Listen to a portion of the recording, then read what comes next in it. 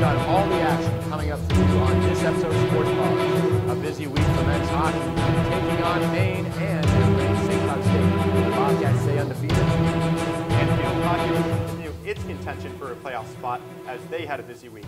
How would they fare? Back to the ice we go as the women's hockey team faced off against Yale. We discuss how the battle went for the Bobcats. And one Quinnipiac athlete made it on SportsCenter's top 10 plays last week. Where would he or she rank on our list? Sports Paws starts right now. Welcome, ladies and gentlemen, to Sports Paws. I'm Andrew Weiss alongside Kyle Levasseur. We have a great show in store for you today. We sure do, Andrew. It was a huge week in Quinnipiac sports, so why don't we jump right into it with the men's ice hockey team. Number 14th ranked Quinnipiac would be taking on St. Cloud State, ranked number 9 in the nation at home. Halfway through the first period, St. Cloud's Judd Peterson would score here on a shorthanded goal. This one is slung right above Michael Gartig's glove. Great score there by St. Cloud. They're up 1-0. Early on in the second period, Judd Peterson wasn't done yet as he scores his second goal of the night right in front of the blue line. St. Cloud goes up 2-0. Now, early in the second period still, Devon Tays is taken down by St. Cloud's Joey Bennick on a tripping penalty here. He'll get a penalty shot right now. Let's see how he does.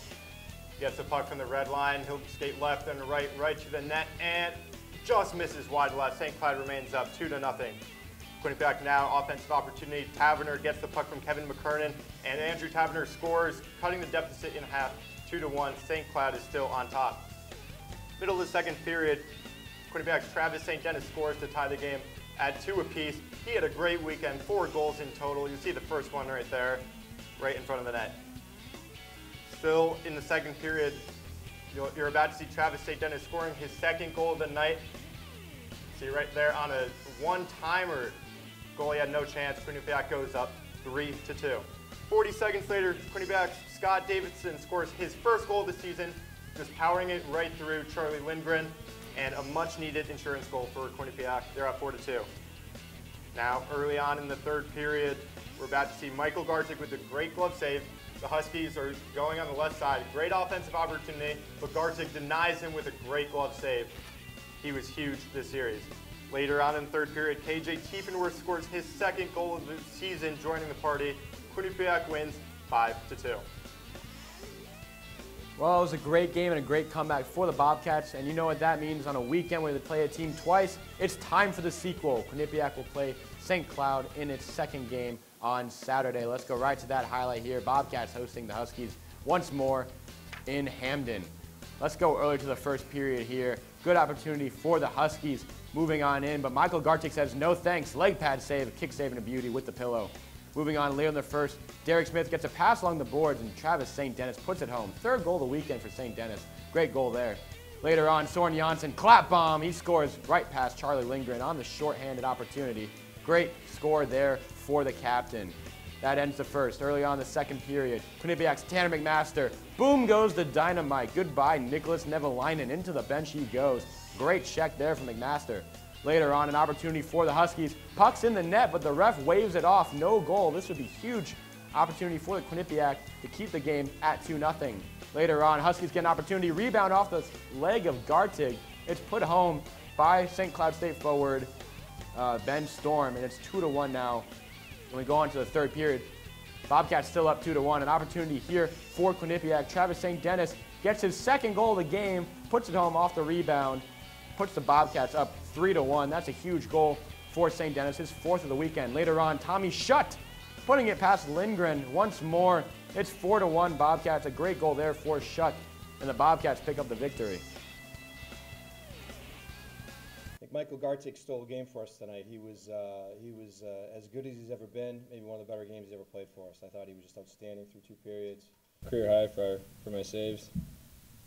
I thought I played a good series against him last year, although we split. And just to get 2 wins this weekend is so important for down the road. And you know, in the long run, when we look back at it, you know, whether it's in January, February, and we kind of get in those, going on, like losing streak or something. If we do that, then we kind of look back to this and be like, okay, well, we played St. Cloud, we put up 9 on them, so it's definitely, give us confidence. After a great weekend on the ice for men's hockey, we now send it to John Franklin and Rob Sambra to break down why the Bobcats were so successful.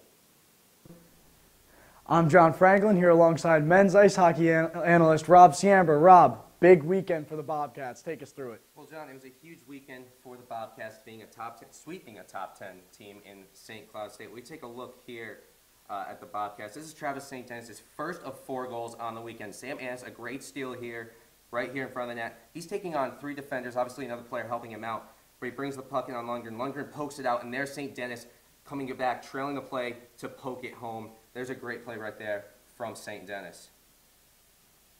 Should move just ahead as we go to St. Dennis's second goal. Another pass here on the power play. You'll see St. Dennis come in from over here, just trailing the play. Great anticipation from him. As the pass comes over to him, one-timer, second goal on the weekend. Now, Rob, team has been struggling with the power play. What do you think they did to step it up coming into this weekend? I think it was more communication, to be honest with you. You know, you saw St. Dennis, he was watching the play. You got the great players. They're probably practiced a little more, too. He's looking around the ice, seeing how the play is developing. And, you know, he hung back there. You know, he was in the right place at the right time this weekend. That just shows how good his hockey sense is. So we'll take it forward just a little bit. This is a breakdown on a Bobcat power play. You mentioned a struggle here. A 3-on-1. You see Judd Peterson trailing the play. Bobcats only have 1 defenseman back. Devontae is right here, but not enough as the puck comes over to Peterson. Gets it right under the glove of Michael Gartig. Puts the Huskies on the board. Peterson had another one that game as he's left alone right in front of the net right there by this player over here, Andrew Taverner. Can't have that, John, at all. You go, no matter what's going on, you're going to see a shot coming from the point. Either as the Bobcats, you have to get down and try to block that shot, knock this guy down, get him out of the way, because you can't have that happen. And Rob, you know, they were saying early on that Michael Gartig struggled in the first period of that game. What do you think he did to kind of step it up going through the rest of the game?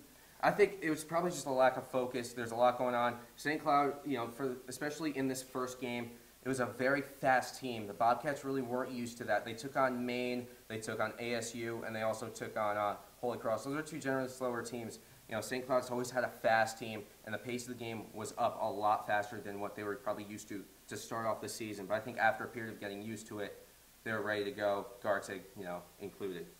This is the second game now. Soren Janssen in alone. Pass comes from the defensive zone.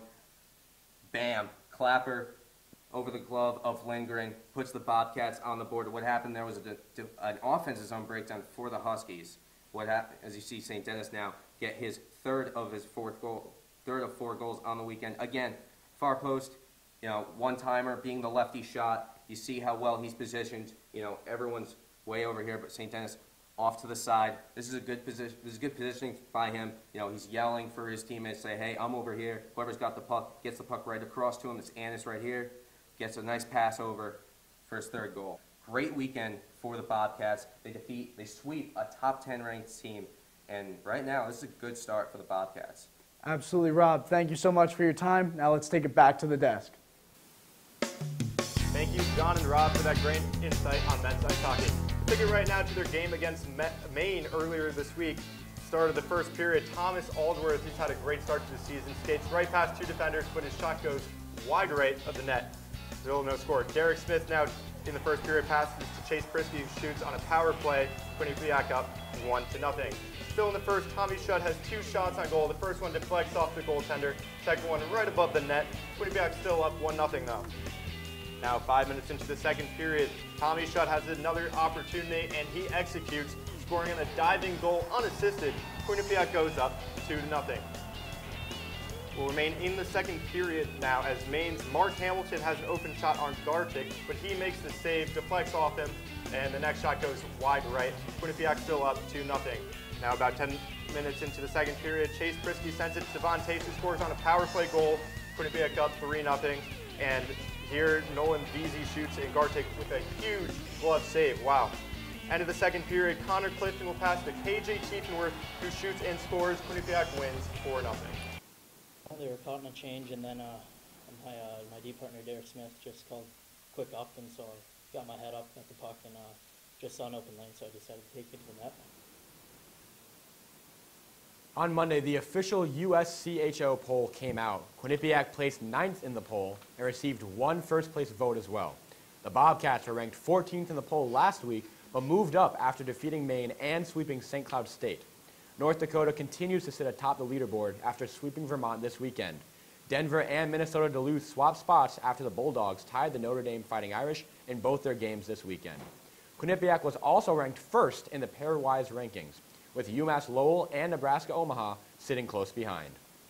Freshman hockey standout Thomas Aldworth was named last week's ECAC Rookie and Player of the Week. The Texas native had 2 goals and an assist against Arizona State, his second three-point game in a row. His 2 goals were the most of any ECAC freshman and also made him one of 8 NCAA hockey players with multi-goal games last week. So far this season, Aldworth has 3 goals and 3 assists. Well, Andrew, it's that time for a commercial break, but when we come back, we'll see how Beckett Maine's field hockey squad fared this past week in MAAC play. We also continue with ice hockey to see how the women's team performed before they start conference play. All of that and more coming up on Sports Paws.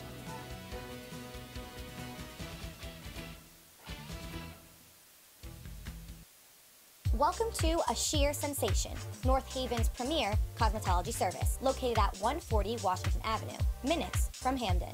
We offer an array of services from basic cuts and colors to lash extensions and formaldehyde-free keratin treatments. We also provide hair chalk and styling for men. When you spend $60, your Q card will get you 10% off. Call us at 203-239-6477 to make your next appointment at A Sheer Sensation. My name is Doug Thoreau. For nearly 90 years, 3 generations of my family have been providing the highest quality repair service. Insurance companies will refer car owners to lesser quality shops to save money. At Thoreau Auto Body, we provide the highest quality repairs with a lifetime guarantee to maintain the safety and value of your car. That's the quality you deserve. Thoreau Auto Body, our best work goes unnoticed.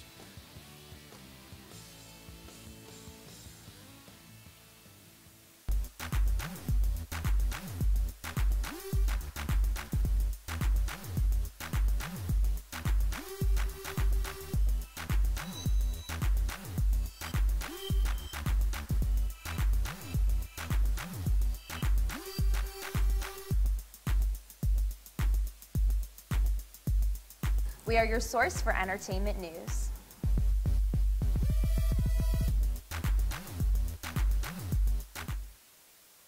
Welcome to Joya Spa and Salon in Hamden. Whether you want a new look or the perfect wedding day hair, come to us for complete hair and nail care, cuts, styles, updos, extensions, and beautiful dimensional hair color, as well as manis and pedis, acrylics, gels, and shellac. Treat yourself to a facial, a peel, or microdermabrasion. Relax with a variety of massage techniques, including Swedish and hot stone massage. Joya Spa and Salon. Call today.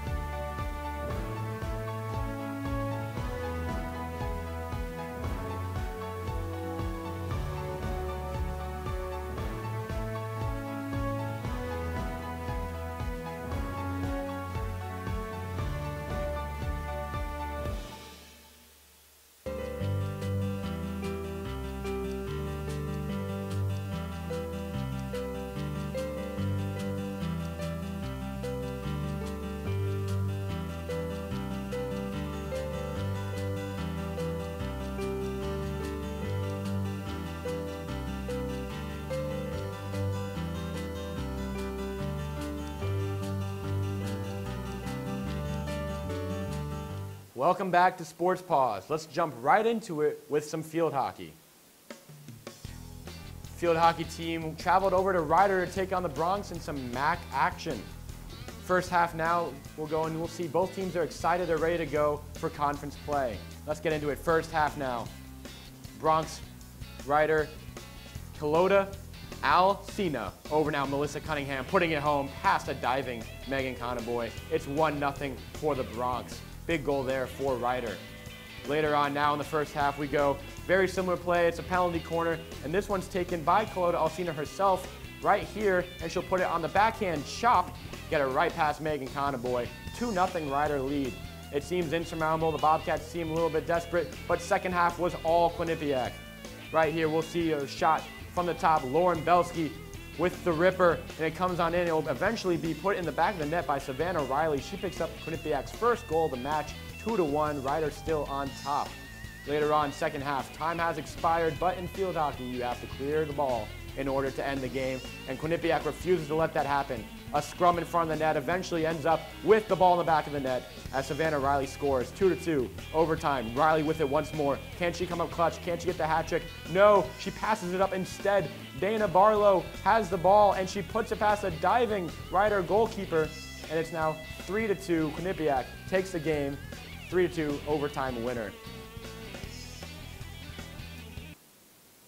The field hockey team would face Monmouth 2 days after their amazing comeback against Rider. They would not have the same success, though, as they lost 3-1. This loss drops Quinnipiac's record to 7-10 on the year. However, the Bobcats are 4-1 in the MAAC and will try to gain home field advantage with the final games of the regular season awaiting. Now let's take a look over at the MAAC standings now after that game, as we see Monmouth staying atop the conference after the win over Quinnipiac. Meanwhile, the Bobcats fall to second but are still in the running for the top seed in the MAAC postseason tournament, only one game behind the Hawks. Meanwhile, Rider, Fairfield, and Siena are all tied for third behind Quinnipiac and are all just about out of the running for the #1 seed. Continuing on with field hockey, we now go live to Q30. We now go live to Q30 Sports' own Justin Cloutier, who is sitting down with Dylan Thieren to talk more field hockey. Welcome in, folks. On Sports Paws, I got Dylan Thieren next to me. We're going to talk some women's field hockey. Dylan, coming off a loss to or a win against Rider and a loss against Monmouth, what is this team's chances of not just making the MAAC tournament, but possibly even winning it? Well, they're definitely going to make the MAAC tournament. I mean, just going up against Monmouth, they had a very good chance of getting home field advantage in the tournament. 4 teams are making it, but that loss against Monmouth was pretty huge. They're not going to get home field advantage most likely. Monmouth has 2 games left. If they lose both of those and Quinnipiac gets a win against Fairfield coming up, then Quinnipiac would host. But most likely Monmouth's going to host. Quinnipiac's a resilient team. I mean, I like their chances in a tournament style because you saw them fight back against Siena, fight back against Sacred Heart. Rider was an incredible game, down 2 with 5 minutes to go, and end up winning in overtime, getting that tying goal as time expired. You know, a tough game against Monmouth, you're on the road, things happen. But I like the chances in the MAAC tournament. I think if they play Monmouth again, they can get it done. And they say defense wins championships, and this team is filled with defensive all-stars. I mean, you have Osantish in the back, you have Belsky in the back, and you got Swartz in the back, and King, national NCAA defensive saves leader. This team is built for the tournament. That's why I don't want to make any predictions or anything, but you know me, I like to go a little bit ahead of myself. Soccer. Yeah, women's soccer is we're still waiting, folks, but still. Anyways, I got to ask you, do you see this team? It was a hard-fought game against Monmouth. Do you see a Quinnipiac Bobcat team beating Monmouth? Oh yeah, every game in the MAAC season so far has been very tough. I mean, you talk about fighting back against Siena, Rider, Monmouth was a close game until the very end. I mean, if they're in a win and advance type of game, which they're going to be in the MAAC tournament, I like their chances. You mentioned all the defenders, but what about Meg Conboy, who consistently is atop the MAAC leaders in saves, you know, save percentage, all that kind of stuff. She's been very good, dominant as a 5th-year senior, taking over. I like the seniors on this team, Megan Osanish, Megan McCullough, Savannah Riley was going to be back, Haley Schwartz. It's a senior-laden team. Juniors are stepping up, and you can't forget about Michelle Federico. I like their changes in the tournament. And you know, Riley is more of that. She hasn't been scoring early, but more late in games. She's a very clutch player. It's good to see a senior like that really putting up points for this Quinnipiac team.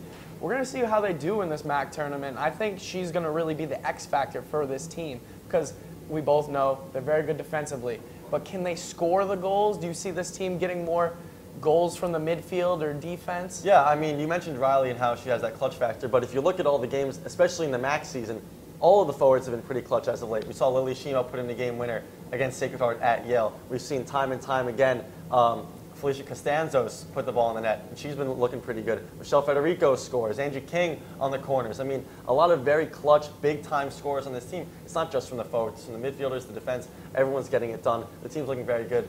But at the end of the day, Monmouth is a very, very good team. So if you make it to the championship game against a team like Monmouth, I mean, so be it. I mean, great season. I like their chances in a MAAC tournament, even against Monmouth the second time. Boom, you heard it here first. Thank you for Dylan Fearon. I'm Justin Clutie. We'll send it back to Kyle and Andrew. Thank you, Justin and Dylan. The women's soccer team had a double overtime thriller earlier in the week when they faced Fairfield. The Stags struck first as Brenna Brown headed a free kick past Natalie Grotsky in the 28th minute.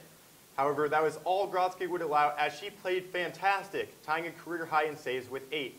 The Bobcats were finally able to get on the board as Jess Fontaine came through in the clutch, scoring in the 84th minute for her 5th goal of the season. Neither team could find the back of the net in the first or second overtime, though, as the game would end in a 1-1 tie. Staying with women's soccer, the ladies defeated Iona on the pitch Saturday 4-3 in double overtime. Freshman Nadia Gill was the star of the match, collecting the game winner to go along with her first career hat trick to lead Quinnipiac. The host Gales give the Bobcats all they could handle, leading Quinnipiac 3-2 after battling back from 2 one-goal deficits. However, Nicole Erickson scored the game-tying goal with just over a minute left, leading the way for Gill to finish off Iona in the second overtime period.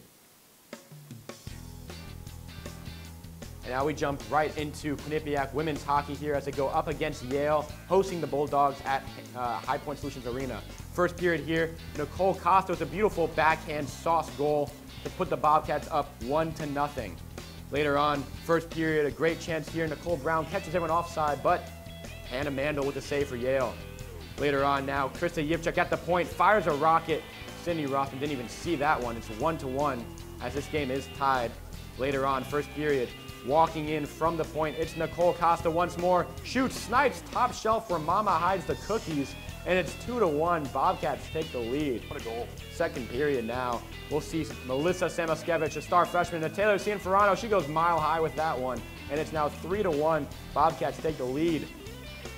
We'll cut over to, we'll see Yale with an opportunity here. The rebound, it goes right through the wickets to Cindy Rossman. That's Emily Manigan with the goal on the rebound. It's now a 3-2 Quinnipiac lead. Later on, though, 3-on-1. Bobcats respond with the rebound tic-tac-toe to Samoskevich as she puts it home, and it's 4-2 Quinnipiac. Later on, it's 5-2 Quinnipiac, and they'll add on one more insurance goal as in the slot. Raquel Penoyer to Nicole Costa, back to Penoyer, and she makes it 6-2, and the Bobcats take a commanding lead. Yale refuses to go away, though. Krista Yipchuk, Dipsy, Dew, Dangle, 3 defenders, no thanks. Yale gets the goal on a beautiful apple there from Krista Yipchuk. However, the Bulldogs fall, and Quinnipiac takes the win.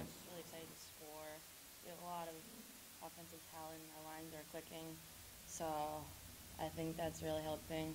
Obviously, Sam was a good addition. She's got a lot of offense, and yeah, I think everyone's just having a lot of fun, and it's working right now, so we're just rolling with it. They have a lot of fun. If you watch them, even on the bench, they're constantly talking, and they enjoy playing offense, and you can see that from watching them on the ice. But it's the same thing in practice. They celebrate goals, they get excited, and that challenges our whole team to be better offensively. And I think that's a little bit of what you saw today. The latest USCHO women's hockey poll was released earlier Monday. Quinnipiac rose 3 spots in the standings from last week, landing its spot at number 5 in the nation. Meanwhile, the number 1 team in the country is powerhouse Minnesota, who has an 8-0-0 record this year. Sitting at 2nd, 3rd, and 4th respectively are Boston College, Wisconsin, and Quinnipiac's ECAC rival Clarkson, whom are also all undefeated. Other ECAC schools in the list include Harvard at 8 and Dartmouth at 10. Well, Kyle, it's that time again. Commercial break. When we come back, men's soccer has been struggling all year. Is this the week that they turn things around? We'll let you know after the break. And of course, everyone's favorite part of the show, Top 5 Plays, is coming up after the break. Stay with us. My name is Doug Thoreau. For nearly 90 years, 3 generations of my family have been providing the highest quality repair service. Insurance companies will refer car owners to lesser quality shops to save money. At Thoreau Auto Body, we provide the highest quality repairs with a lifetime guarantee to maintain the safety and value of your car. That's the quality you deserve. Thoreau Auto Body, our best work goes unnoticed.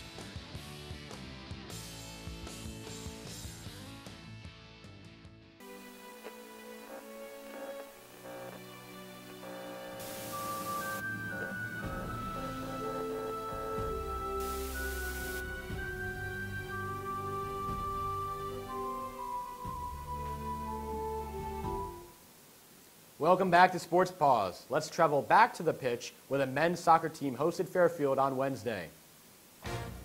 The Stags came over here in Hamden to take on the Bobcats, and we'll see a lot of action here starting off in the first half. Early on, Fairfield's Dominic Marshall dribbles down the left side, but a great save there by goalkeeper Tristan Henry to keep the game scoreless. Later on, first half, Will Pistari gets the ball, but a diving save there by Fairfield's Matt Turner, and he keeps the Bobcats off the board. Second half here, a great opportunity for Sean Daly with the shot. Another diving save from Turner. Later on now we have James Greco's free kick, and Stevenson Hockey gets inside the box, and a kick there from Eric Panzer was saved once more by Turner. Overtime now, across inside the box, just misses the foot of Sean Daly. Another opportunity for the Bobcats, and the header goes just wide from William Pistari. Later on, a chance here for the Stags, and Tristan Henry says no thanks, denying the Stags any chance at a goal. Second overtime now, nearing the end of the game, a ball inside the box appears to be cleared by Oscar Evans, but the ball is still in the air, and an opportunity from Kevin Byrne just misses, and the Bobcats and the Stags finish the game scoreless after 2 overtime. The final score is 0-0. We made a few adjustments. Our objective today was to be defensively organized and make it very difficult for our opponents to have clear-cut opportunities, and I think we did that very well. The chances offensively, like I said, we've been doing that all year. We've been creating great chances and in great positions and not finishing off, and today was a continuation of that. The men's soccer team tied its second game in a row against Iona with the score of 0-0. Quinnipiac goalie Tristan Henry didn't have any action as Iona had 0 shots on goal. Wow. The Bobcats' offense wasn't much better, though, as they failed to find the back of the net in regulation, overtime, or double overtime. Quinnipiac currently hasn't scored a goal in the last 298 minutes of play. DaCosta's squad is 1-8-6 on the season and will look to win their last 2 games against Siena and Ryder to gain momentum before the MAAC playoffs. We now transition to men's basketball, who had its media day last Monday. Head coach Tom Moore discusses losing key players as well as adding new ones to the roster. You can look at it as a glass half empty or glass half full, so I'm going to try to look at it as a glass half full. It'd be nice to have 3 or 4 guys that had, multiple 20-point games looking at you in the locker room when we get ready to play Sacred Heart on the 13th, but it's going to be, like I said, an inexperienced group that has to prove them all. The women's basketball team also hosted Media Day on Monday. Head coach Tricia Fabry talked about how the new players are gelling with the team. Let's have a listen. I see better unity, players 1 through 15. I truly see a togetherness and a unity already established with this team, and that's going to parlay into bigger and better things as we go forward. The men's tennis team has officially started their winter vacation, preparing for their off-season workouts after finishing up fall play at the ITA Northeast Invitational. Although the Bobcats failed to pick up any titles at the event, they finished fall play 4-0 and 2-0 in MAAC play. They will continue their season in January. The women's tennis team will also be putting away their rackets for the winter and hibernating until the spring as its fall season just ended. This past weekend, they participated in the ITA Regionals at Dartmouth, where Rachel Horton had a modest outing in singles. Horton won her first 2 matches before being eliminated in the second round by UPenn's Canna Danielle. The women finished the fall with a 4-1 record and were 2-0 in the conference. They will also begin their season in January. The women's rugby team rebounded nicely after losing their last time out, defeating American International College 54-21. Ilana Marr scored 5 tries in the victory, setting a career high for the sophomore inside center. She also picked up an assist. The Bobcats host Army in a revenge game on Halloween this Saturday night. Army rallied to defeat Quinnipiac 29-24 earlier this season in the Bobcats' second game. The men's cross-country team finished 7th out of 15 teams at the CCSU mini-meet this past Friday. Junior Dylan Fearon finished first for Quinnipiac with a time of 15 minutes and 28.5 seconds. As for the women, they finished 8th out of 17 teams, with sophomore Katie Varon leading the charge with a time of 10 minutes and 57.2 seconds. Both teams will compete in the MAAC championships this Saturday. The women's volleyball team hosted Fairfield on Thursday, dropping in consecutive sets 3-0. The Stags rolled to victory, holding the Bobcats to under 17 points in each game. Elizabeth Kloos had 6 kills and 5 blocks for Quinnipiac. The women's volleyball team traveled to UMass Lowell yesterday to face the Riverhawks. After 5 back-and-forth sets, the Bobcats came out on top, winning 3-2. It was the freshmen that led the way as Jen Coffey led the team in kills with 18, and Kat Miller recorded 27 assists. Quinnipiac is now 3-20 on the season, surpassing their win total from last year. Well, you know what that means, Kyle. It's time for top 5 plays, the best time of the night, the best time of the show. I'm excited. Always my favorite time of the show. It was tough just choosing 5 plays. Let's start with men's soccer versus Fairfield. Quinnipiac's Rashawn Daly shoots in the top of the box, but Matt Turner with a great save. Quinnipiac would tie 0-0. Number 4 now, Yale's Krista Yipchuk. Dangle 1, 2, 3. The pass out in front. Beautiful assist from Yipchuk as Yale picks up the goal there in their loss to the Bobcats. Great moves there by Yipchuk. Second game of men's hockey versus St. Cloud. Quinnipiac's Connor Clifton passes to Captain Soren Janssen, who shoots lightning off his stick. Look at that. Charlie Lindgren didn't even have a chance. He was thunderstruck on that play by the captain, Janssen. Great shot there. Let's move on to number 2. We'll go to the turf, field hockey, overtime, looking for the winner. Here is Savannah Riley passing it up to Dana Barlow, the game winner. Bobcats go home with that chicken parm dinner after defeating the Ryder Bronx. And the number 1 play of the week, men's hockey versus Maine, Devon Taves. You saw it on SportsCenter, top 10 plays. It's number 1 on our list. Devon Taves skates through the defense. See it again right here. Great stick handling and just taps it in. Our number 1 play of the week. Well, that does it for us tonight, Andrew. Another action-packed week in Quinnipiac sports. Absolutely, Kyle. I couldn't agree more. Make sure to follow us on Twitter at Q30Sports and visit us on the web at www.q30television.com to keep up with Quinnipiac athletics. For everyone behind the scenes, my co-anchor Andrew Weiss, I'm Kyle Levasseur. We'll see you next time.